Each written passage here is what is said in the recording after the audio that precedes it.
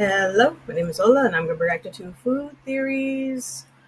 I went to Rainforest Cafe for the lore. What lore? I don't know. Man, I remember, I remember seeing a lot of the Rainforest Cafe. I've never been in it, uh, but yeah, I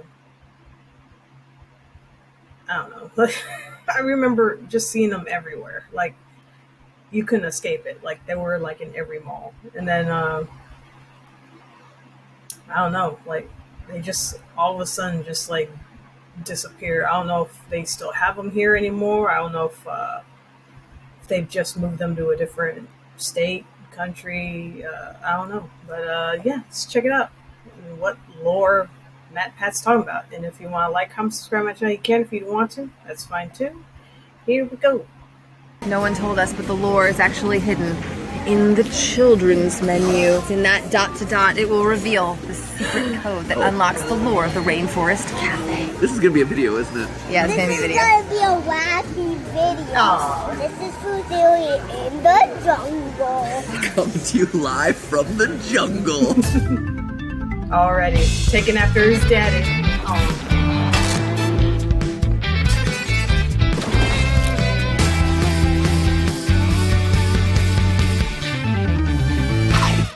Internet, welcome to Food Theory, where today our episode is getting wild. Make no mojo bones about it. Friends, if you follow our sister channels, you know that I have a bit of a history with animatronic-themed pizza restaurants. So today I thought I'd expand our horizons a bit and talk about an animatronic-themed jungle restaurant. I'm talking about the Rainforest Cafe, North America's most well-known dining chain to feature childhood-scarring thunderstorms every 20 minutes.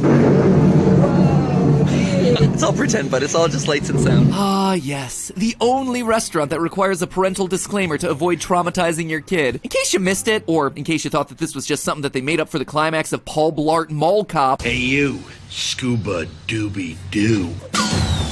The Rainforest Cafe is a chain of family restaurants with a wacky neon tropical jungle theme, a giant fish tank, and more animatronic creatures than you could shake a mozzarella stick at. But what's recently put this franchise back into the public consciousness is this man, Eddie Burback. If your watch history is anything like mine, over the last month you may have seen this video being shoved hard into every slot of the old suggested video feed. Is this guy actually gonna go to every Rainforest Cafe in the country? That title is a lie. I'm going to every Rainforest Cafe in the country.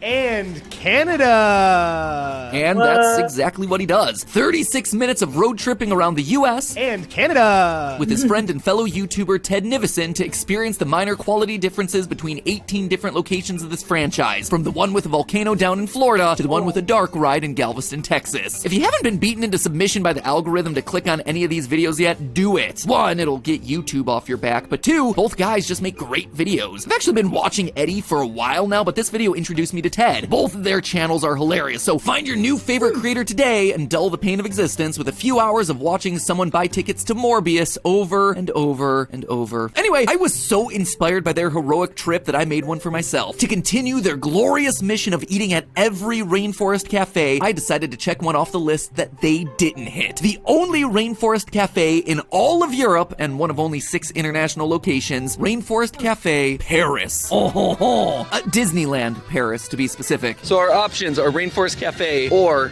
Billy Bob's Tex-Mex, because nothing says Disneyland Paris like Billy Bob's Tex-Mex. In honor of Eddie, Rainforest Cafe Paris. I've been inspired. Also, let me be clear, it's not like I flew over there just for the Rainforest Cafe or anything. I was already in the neighborhood on another trip, and it just made sense. Also, it'd been a hard morning. Parent stuff, trust me, it's not interesting, so we just decided to lean on in. This is where we fall into today. This is the peak of our morning at Disneyland Paris. In the jungle. And you know what? It was good, actually. They have fish in the tank. That's how you know it's a good Rainforest Cafe. The monkeys were in the bathrooms, the animatronics were going at full force. Matthew met Dumbo at the Rainforest Cafe. He doesn't fly. No, he's hanging out here now. He moonlights at the rainforest. I mean, he was a child actor. The non-alcoholic beverages were there. Even our server, Haruna, went in hard from moment one, growling at us to ensure that we were having ourselves a wild time. And you know what? I did have a wild time. In fact, I had such a wild time, I decided to get a souvenir to commemorate the occasion. I'm gonna buy some underwear from the Rainforest Cafe. Just know, next time you see me, Then I immediately regretted the decision as soon as I got the bill. It was either pay rent for the month or go to Rainforest Cafe, which is why this video exists. Gotta write that meal off as a business expense, baby! Oh yeah, and later this year I'm slated to travel to Dubai for a consulting thing, so considering that that's one of the final international locations, looks like I may have just found myself some dinner plans while I'm over there. So today, embark with me on a journey through the world of themed restaurants, because where there's a theme, there's lore! Do you want to go around and like peek into people's tables and like rustle through the bushes a little bit looking for lore? Yeah, I think you'd be like, don't worry, I'm a YouTuber. Oh, I'm sorry. You didn't know that these guys were more than just a random collection of jungle animals? That you were, in fact, looking at none other than Ozzy the orangutan, Rio the macaw, Nile the crocodile, Tuki the elephant, Bamba the gorilla, Iggy the iguana, Maya the jaguar, and Cha-Cha the red-eyed tree frog, aka the Wild Bunch? A carefully selected, diverse team of the tropical canopy's best and brightest? A literal Avengers of the rainforest with their own names, backstories, hopes, dreams, ambitions? Well, names, at least, and that's about it. Okay, so the lore pool here is a bit shallow, but the history of this place isn't. So today, I aim to find out why no one has done a Five Nights in the Forest game. Why is Chuck E. Cheese mutated into a darkly ironic jump scare game while Ozzy and Tuki are just waiting for their turn to shine? Could the resurgence brought about by Eddie and Ted be enough to prevent this franchise from going extinct? When you really break it down, the Rainforest Cafe came about from the bizarre fusion of two different pop culture trends, returning veterans from World War II and the 1970s rise of ecology chic. You see, theme restaurants like Rainforest Cafe, Chuck E. Cheese, Planet Hollywood, and Johnny Rockets were huge in the economically booming 1990s, especially in the suburban world of shopping malls. And when I tell you that there was a theme restaurant for everything, I do mean there was a theme restaurant for everything. There was one that was called Bugaboo Creek, where the theme was Canada.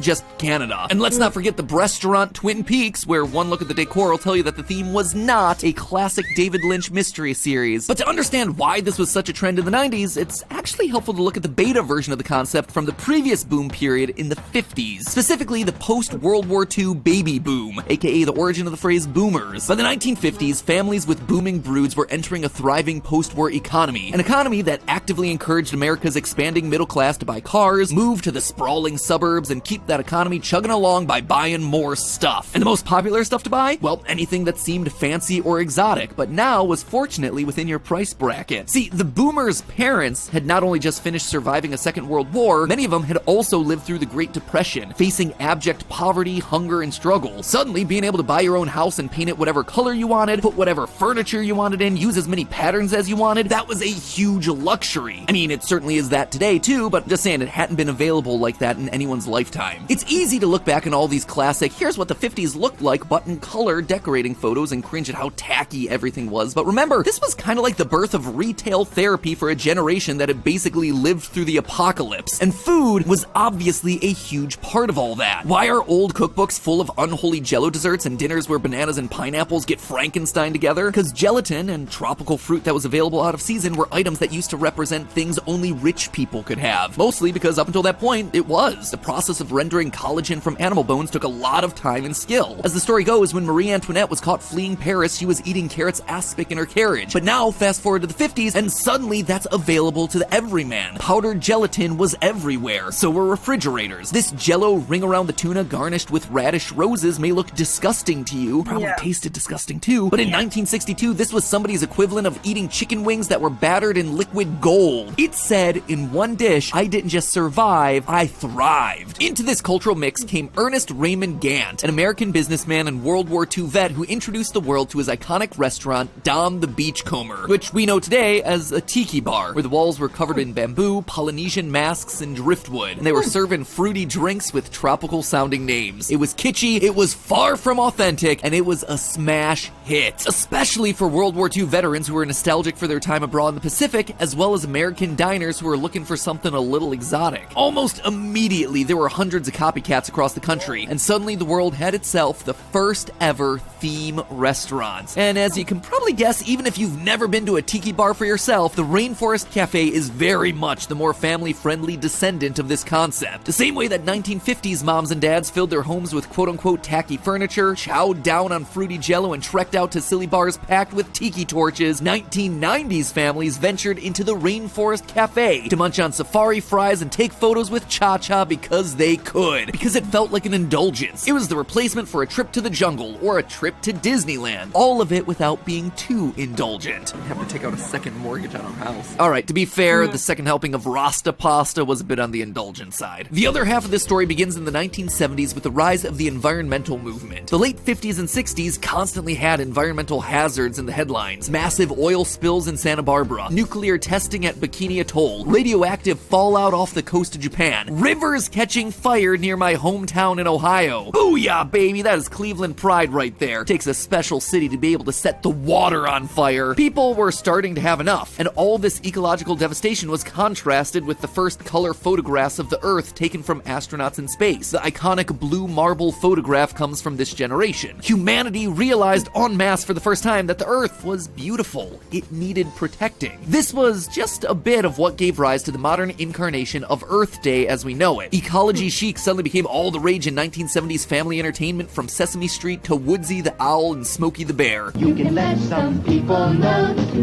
Give a hoot, don't pollute. Never be a dirty bird. And while it certainly waned a bit in the 80s, it came roaring back in the 90s. Heck, even G.I. Joe was taking time off to fight pollution. To pollute the environment, Cobra unleashes the septic tank and evil eco-warriors. And when hit, they change color to reveal battle damage. Yep, that right there is what I always wanted. Forget the karate chops, give me those figures with the awesome corrosion action. All of it was right in time for Rainforest Cafe to swoop in and mainline the general Save the Rainforest vibe. Nothing says I'm doing my part for the environment quite like ordering a hefty plate of beef lava nachos. And with that context, it starts to make a lot of sense why everyone basically agrees that Chuck E. Cheese is retroactively creepy, while Rainforest Cafe, which has an entire Jumanji's worth of predatory animals, hasn't spawned a single nightmare. The animatronics of Cha-Cha and the rest of the Wild Bunch are almost always realistic animals. In fact, in the original vision for the restaurant, there were supposed to be actual live parrots and other small live exhibits in pens, which kind of seems like a health hazard, but hey, who am I to judge? The reason Chuck E. Cheese morphs into FNAF so easily is that Pascali, Mr. Munch, Charles Entertainment Cheese, all of them exist hard in that uncanny valley. And old arcades, they're just naturally sketchy. Ball pits that are basically petri dishes for the next global pandemic, sticky game buttons, aging animatronics that run on decades-old technology. It's like a carnival midway. If you didn't feel the need to take a shower afterwards, well, you probably didn't go to a good one. But the Rainforest Cafe, it's affordable escapism for the American middle class. It's a small sense of luxury packaged with the safety net of the familiar, all wrapped in a positive save the environment message. It's safe, bright, and colorful. It is chemically engineered to be as universally appealing as possible. Watching Eddie Burback's Rainforest Cafe video, the one word that keeps popping up is fine. It was fine. They were fine. The food is fine. The service, fine. Trip is going fine. Most of the things that go wrong are out there on the road, not in the restaurant. You can tell early on that he's looking for something to rant about, something to really dig into, but it just isn't there. It's a largely pleasant experience. And shockingly, Eddie's far from the only person to feel this way. We as a theorist team looked at a lot of other Rainforest Cafe content when compiling this theory. Other videos, fan pages, older articles, and what stands out is that the same narrative that emerged in Eddie's video kept playing out whenever people talk about this place. Time and again, we read articles of people checking out Rainforest Cafe as this silly, tacky nostalgia thing from their youth and expecting it to be super cringe. But instead, they come away with a, that was good? I mean, that was my experience. Hot take. Rainforest Cafe is good, actually. And in the comments on both Ed and Ted's videos, you see people actively wishing that they could do a similar trip. One article in particular just knocked me right back into my chair with this deep, sincere eulogy for the closing of the Rainforest Cafe near the author's childhood home. I'm just gonna read this segment because it's beautiful. Quote, as a kid, I demanded my family go to the rainforest for each birthday dinner. The trumpeting elephants, sparkling branches, and colorful live birds enchanted me. When I was just starting to question my sexuality, Rainforest Cafe was the beautiful chaos that I craved in the orderly, homogeneous suburbs. I'm no longer that insecure, naive kid, but I'm still protecting him. If a 10-year-old who feels overwhelmingly different in Grays Lake, Illinois doesn't have Rainforest Cafe, what do they have? And why do uninspired, oppressively bland restaurants like Ruby Tuesday get to stay open in malls across America while my campy, disorderly, and attention-seeking Rainforest Cafe closes? There's something to be said for a suburban environment that takes up too much space and, instead of apologizing for its presence, embraces the exuberance. At 12, I just wanted to get through my days undetected. Rainforest Rainforest Cafe let me hide under its larger-than-life mushroom cap until I was ready to come out and fly with the colorful feathered birds. Wow, I mean, that's beautiful. It comes from the heart. And I think the article's author, Joseph Longo, is onto something. In a world where everything's trying to fit you into a box, force you to conform, a restaurant covered in vines where the elephant screams in your ear every 5 minutes, yeah, that's gonna stand out as something unabashedly abnormal. And I can relate to Joseph Longo's feelings here. I didn't have a Rainforest Cafe growing up, but I did have a Johnny Rockets. And being in a place where the waiters would be forced to reluctantly dance to Love Shack at appropriate intervals, it made my musical theater loving heart sing. I felt at home. Like Eddie, I went into that Rainforest Cafe expecting to meme it to death, and I walked out having had a fun time. Whereas Chuck E. Cheese never got out of the uncanny valley with its awkward theming, the Rainforest Cafe was a success because it committed to the bit. It wasn't ashamed of itself or what it was trying to be. That's an important mentality to remember in today's increasingly serious and ironic world, that sometimes something can just be stupid fun. And you know what? It's okay. It's okay to be charmed by something like this. It's okay to embrace the kitsch. And that is why the Rainforest Cafe continues to persist in the hearts, minds, and malls of America. It also helps that one burger costs the same amount as a liver transplant. That might also be helping keep them alive. But hey, sometimes you don't want to travel cross country just to eat in a fake jungle. Sometimes you don't even want to put on pants to eat. If that's the case for you, then check out our sponsor for today's episode, Hello. Yeah, like I said, there used to be where I live a lot of Rainforest Cafe. It used to be in like every mall, but it's, I don't know, for some reason like they just shut them all down here. And like I said, like I've never been to one, mostly because well, we didn't have any money. We would just go eat at like McDonald's or Whataburger because it was cheaper. But I mean, yeah, it does look really cool. And if you've been to one, if you like it, and you don't mind paying that much for it, or you've went in for the souvenirs, like it's okay. Or if you don't, that's okay too. Anyway, uh, yeah, I might have to drive a while to get to a Rainforest Cafe, but if it is fun, I might check it out. Yeah, that's it. It's my reaction to food theory. I went to Rainforest Cafe for the lore. Yeah, that's it. Everyone, take care of yourselves and each other, and I'll see you in the next one. Bye.